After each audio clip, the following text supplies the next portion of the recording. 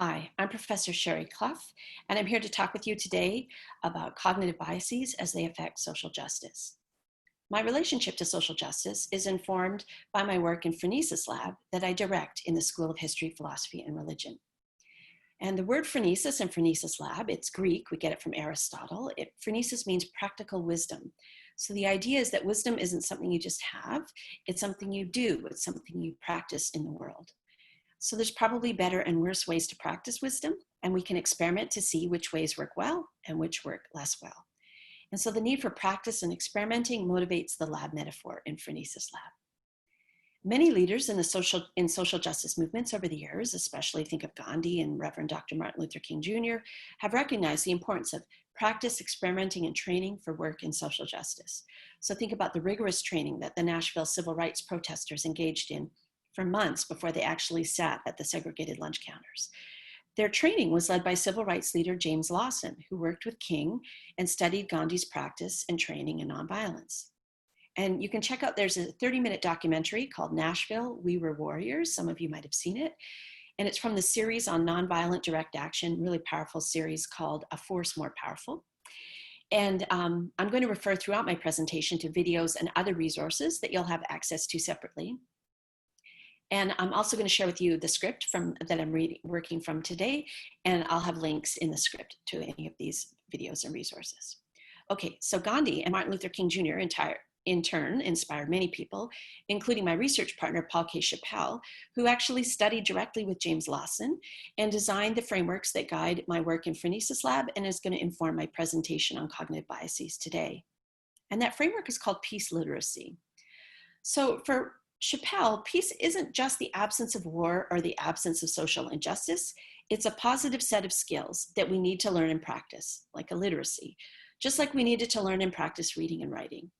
Most of us did not learn peace skills in school or anywhere else, and in fact, we were often taught the opposite. So we shouldn't be surprised that we're struggling. Chappell asks us to imagine a basketball game where none of the kids know how to play basketball, right? It would be a mess. We don't expect kids to just know how to play basketball. If we saw the kids floundering on the court, we wouldn't weep for humanity. We'd teach them basketball. Importantly, we wouldn't expect them to be able to play basketball just by reading about it or watching how-to videos. They need to get out on the court and play. They need to be able to make mistakes and get back up again and keep trying. Similarly, when we look around us at the suffering and injustice we see, it's considerable, we shouldn't feel hopeless. It takes training and lots of practice to play basketball well. So why don't we expect that with peace and social justice? It takes a lot of training and practice to do peace and social justice well. These are each a kind of phronesis or practical wisdom. They involve skills that you need to learn and you need to practice and you need to be prepared to make mistakes. Now, of course, the mistakes that we make with respect to social justice and peace have more significance. They're more significant consequences than mistakes in a game of basketball. And those consequences, of course, are not evenly distributed in our society. The consequences are distributed based on difference, power, and discrimination. But the point remains, if we don't learn the skills, train and practice, make mistakes and get back up and keep working, we'll never get any better. So one way to think about your work in the DPD Summer Seminar, in fact, is to introduce you to some skills and give you a chance to practice and a space to make mistakes, have compassion for yourself, and practice empathy for others as they make mistakes. Yeah? So this is my 5th summer contributing to the DPD Summer Seminar, and I can guarantee you that I need as much practice as anyone else. And all of us especially need practice around the topic of cognitive biases that get activated and exaggerated in contexts of social injustice and inequity. And of course, then those biases reinforce the social injustice and inequity in this feedback loop. I want to pause for a moment and talk a little bit more about compassion and anxiety. One of the main ideas that I want you to take away from my presentation is the importance of compassion for yourself and others as you do this work. And this isn't just just feel nice about yourself or the world, which is difficult to do these days. It's actually a much more practical point. Cognitive biases arise when we have to make decisions under conditions of uncertainty. Cognitive biases arise when we have to make decisions under conditions of uncertainty. That's most of the time. And these biases are exacerbated then by stress and anxiety. So doing work on difference, power, and discrimination is stressful and anxiety making. So you're going to find yourself having any number of biases activate while you study this stressful material, as will your students when you teach this material. So having some compassion and empathy and anticipation of that is important. It'll help you be able to think more clearly. In your classes, when you address this material, you and your students might start with some breathing. I mean, that's one way to kind of bring in the compassion element. And I've got a helpful breathing prompt linked in my script. Breathing, right. In through the nose, out through the mouth. We all know this, right? We take our little meditation classes, but we never actually do it, or maybe you do. I don't do it often enough, and there's lots of good research to suggest it slows down our heart rate, it helps us concentrate and do this really, really important and challenging work. You're not going to get rid of all your stress with 30 seconds of breathing, but you might at least identify where your stressors and anxieties are hiding out, and then you can welcome them as features of yourself that deserve your compassion and understanding. Okay, so to the main part of this presentation on cognitive biases, there's 3 main points I'd like you to take away. And having done so much Zoom teaching over the last term and PowerPoint, I'm going old school Bob Dylan here. So here's my 3 points. I'm going to talk first about what cognitive biases are and why they arise. And I hope this next one is too. Yay, the next one. Second point, I'm going to talk about some examples of cognitive biases related to structural and institutional injustice. And there's 3 that I'm going to talk about: stereotype biases, confirmation biases, and what are called attribution biases, especially the fundamental attribution error, because it's fundamental. We should study it. And the third and final point is how to combat cognitive biases and why it's so challenging, which is going to bring us back to the compassion part again. Okay, so first part, what cognitive biases are and why they arise. Recall that biases are cognitive habits that humans use to make decisions under conditions of uncertainty. It's best to think of cognitive biases as habits of mind that arise naturally based on social learning. We have an enormous amount of data available to us at any one time. And in order to make sense of any of it, we must first ignore much of it. And that data that we do attend to, we learn very quickly, very early on, to chunk into categories or patterns for easier and quicker processing. In fact, if we don't chunk up the world into patterns, everything is just a wild mess of data. We can think of language learning in kids, for example, as essentially chunking data into patterns of linguistic categories. So identifying which one of these things is not like the other, right? That's an important habit of mind that kids learn from Sesame Street. Now, these habits can lead to errors. That's why they're called biases. Some of the errors are harmless and some are harmful. And we need to practice recognizing when we're deploying a habit of mind so we can check to see whether any errors that result from the habit are likely to lead to a harmless or a harmful effect. For example, we develop habits of mind about the causal properties of mass and acceleration that keep us from running in front of moving vehicles, any moving vehicle.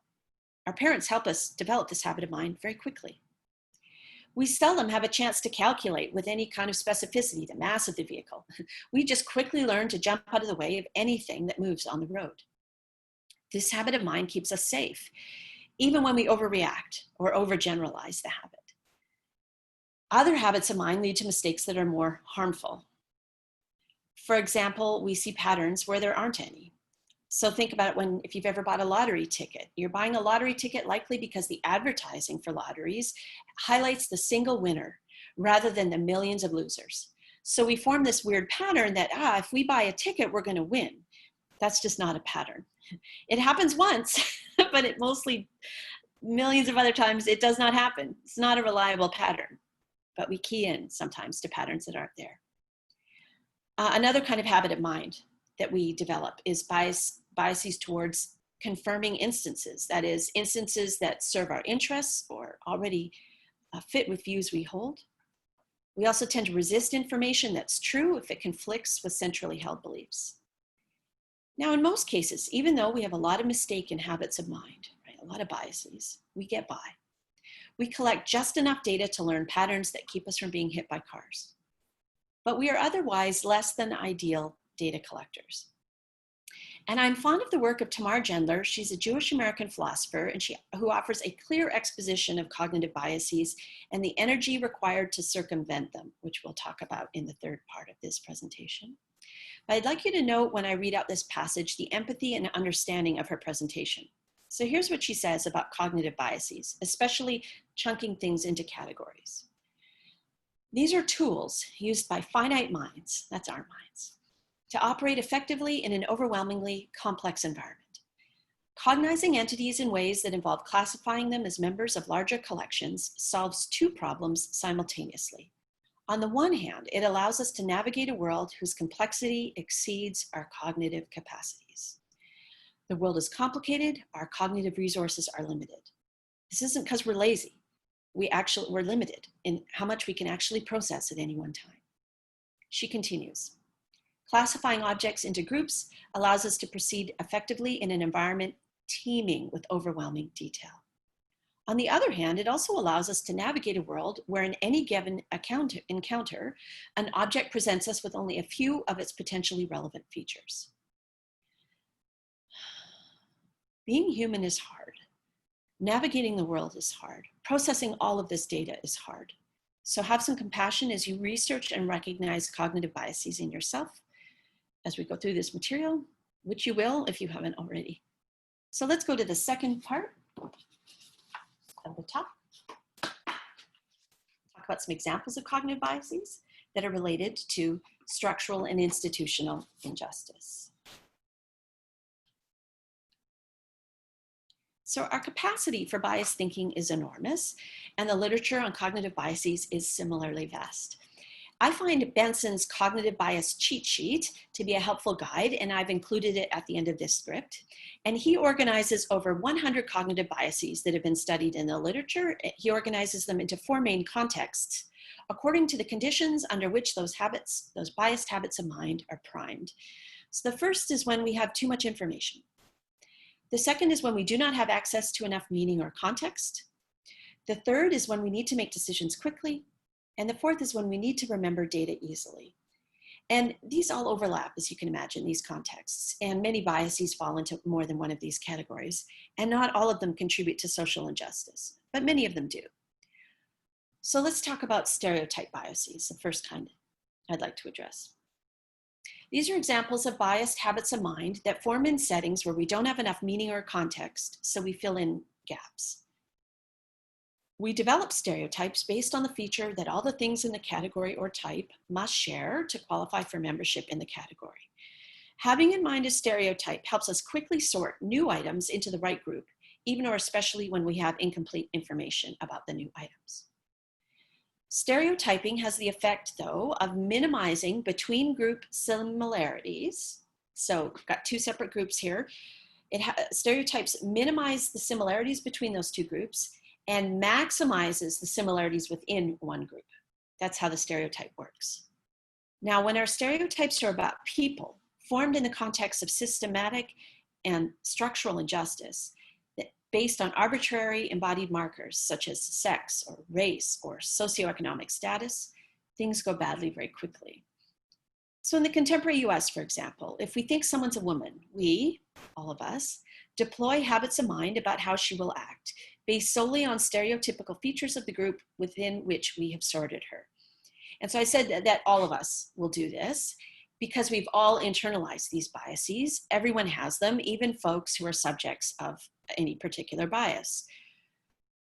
So I share with students an example from my own life where this was about 15 years ago. I travel a lot for my job, but it was about 15 years ago, so after traveling for about 20 years, the first time I heard a woman's voice come over the PA of a commercial airliner introducing herself, not as the flight attendant who would be bringing beverages around once we reached cruising altitude, which is what I expected. Instead, what I heard her do, I heard that she was the captain announcing that we had reached cruising altitude. My first gut reaction was terror, because obviously women can't be pilots and we were all going to die. Did I say I was on my way to a feminist philosophy conference? Yeah. So I, just like everyone else, have internalized a bias against the technical competence of women. I mean, I was able to rethink it very quickly, but that was my first response. In the contemporary US, we have stereotyped habits of mind around race, gender, economic status, for example, that we draw into our causal explanations when those stereotypes are not in fact doing the causal work. Or weirdly, the stereotypes can become causal, but not typically in the way we think. So we have no good research, for example, that shows that someone's being a woman causes them to be good at being a primary caregiver of children. But because we live in a society organized around certain sexist stereotypes, we discourage men from being primary caregivers and we over-reward women for being primary caregivers.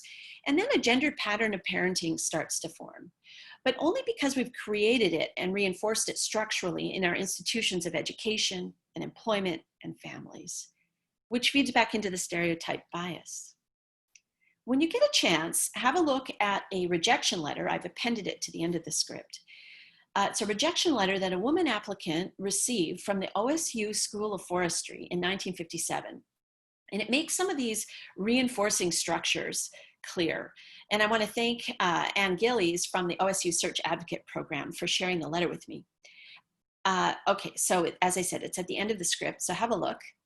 And once you have a look at the letter, it becomes clear that just because someone is a woman doesn't cause them to be inappropriate as candidates for acceptance in the School of Forestry at OSU. But the School of Forestry at OSU and all of us created structural conditions that linked her gender causally to her inabilities to succeed in forestry.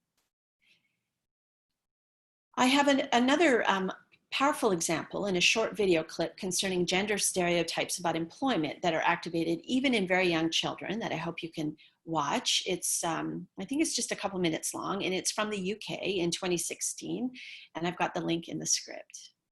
So have a look at that. All right, so stereotype biases are encouraged by confirmation biases. So remember that confirmation biases arise when we have too much information and can attend to some of it, but not all of it. So we attend to the data that fits a pattern that we already expect to see. These conditions also produce attribution biases, which also can lead to and be reinforced by structural injustice. The fundamental attribution error, for example, involves the tendency when offering causal explanations for other people's behaviors, especially negative behaviors. When we're offering causal explanations, we tend to over-attribute the causal role of personality traits and dispositions over which individuals are thought to exert some control, while downplaying situational, contextual, and sometimes structural explanations that are understood to be beyond individual control. The flip side of the fundamental attribution error is the self-serving bias. So again, especially when explaining the causes of negative outcomes in our own lives, we over-attribute external forces beyond our control. And then when explaining our successes, we over-attribute internal forces within our control. So for example, when a bunch of students are comparing their scores on a recent test, and let's say I see that my friend did really poorly, we're likely, research suggests pretty likely, to think first that maybe our friend just didn't study hard enough. We attribute their failure to something they can control. When we do poorly on a test, we typically appeal to things beyond our control. So typically our first thought is we attribute our failure to the poor preparation we were given by the teacher, right? The teacher said it was going to be on this material and the exam was actually on this other material. I couldn't help it.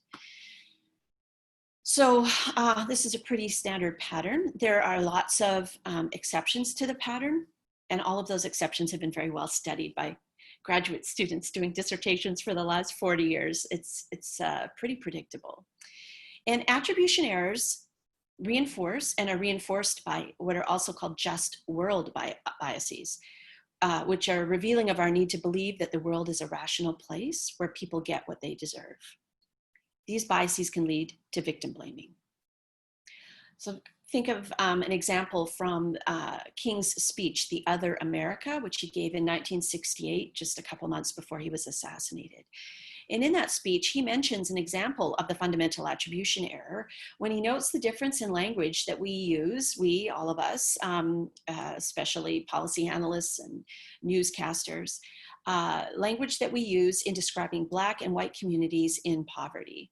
When it's Black communities, it's a social problem related to something about the work ethic of Black people. When it's white communities in poverty, it's an economic depression over which white people are presumed to have no control. And I've got a link to the speech in the script. So he notes that to assume that Black folks could just pull themselves out of poverty if only they worked hard enough. He doesn't call it an example of the fundamental attribution error, but that's his point.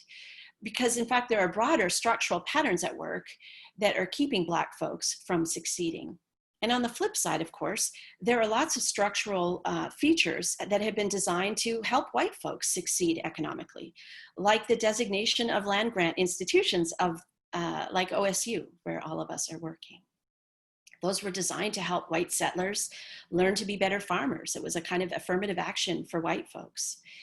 That was a structural invitation to white people that Black folks were not afforded. So if you have time, I have a video available reminding us how children of color from poor neighborhoods and white children from wealthy suburbs have very different access to quality K-12 education. And I've put a link to a very short clip. As you probably know, in the US, schools are still funded primarily through property taxes. There's been different initiatives to try to change that, but it's still a pretty standard way of divvying up funds for schools. So kids who live in poor neighborhoods where there is no property wealth to tax, they're forced to attend schools that are underfunded relative to their peers, say in the suburbs. So now think to you students in your own classes at university. If you have students performing at different levels and you're looking for an explanation, take care not to follow that habit of mind that leads you to make the fundamental attribution error. You don't know what kind of external structural forces were at work, keeping your students from being equally prepared for university level work. Another example, this one about homelessness. I never tire of watching this Comedy Central special. It's from 2000, eons ago, by Latino comedian Greg Giraldo. I watch a lot of stand-up comedy. It's hit and miss, but sometimes stand-up comedians are really great sociologists, and he's one of these, at least on issues of homelessness. So he does this bit about talking about walking past a homeless guy on the street. And he doesn't call it, of course, the fundamental attribution error, but he kind of works through one in a really brilliant way. And I've got a clip for you. It's, I think, just a couple minutes long. It's not safe for work, but I hope you can watch it. And he begins by explaining the homeless man's plight in terms of laziness, right? So an internal disposition. But then he draws our attention to the fact that the homeless man might be mentally ill, which is something beyond the man's control. So he makes this really nice switch. So remember that these individual cognitive biases, such as the fundamental attribution error, scale up, contribute to, and are reinforced by massive structural injustices based on racism and sexism, and the intersection of these, as well as other systems of oppression based on economic class, disability, and sexual orientation, for example. And also remember that these systems of injustice are based on identity abstractions. So no one is ever just a woman or just a white person or just a homeless person. We need these abstractions to analyze the unjust social forces at work, but we also need to remember that we've artificially abstracted these identities out from a myriad of details about the individuals involved, right? That's a cognitive shortcut, more cognitive shortcuts. And we have to be careful not to reify those abstractions. All right. So when these individual cognitive biases, these habits of minds are about people, formed in the context of systematic and structural injustice, the biases can scale up and reinforce the structural and institutional inequities, which in turn reinforce the biases. So that brings me to the last part of my talk, which is how to combat those cognitive biases and why it's so challenging, which brings us back to compassion. So our habits of mind, one of the reasons it's so challenging to address them, combat them, is that these habits of mind often function implicitly. Sometimes our cognitive biases lead to explicit and negative attributions, but some of the most pernicious biases are those we are so habituated to that we're often not even aware that we're using them. There are a number of online implicit bias tests you can take to test whether you have some of these more pernicious habits of mind. The last time I took one of these tests, I got a typical result. You ready?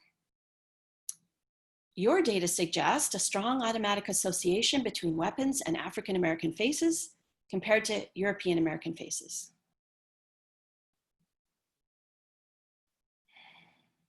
It's worth noting, and not surprising, that in the US, Black folks are just as likely to get this result on tests of implicit bias as are white folks.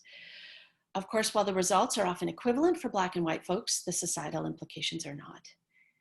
So we must also be careful not to take the unconscious element of these biases to mean that we're not responsible for working against them, especially those of us who benefit from these structural injustices. Even if we don't want to benefit from them, we do.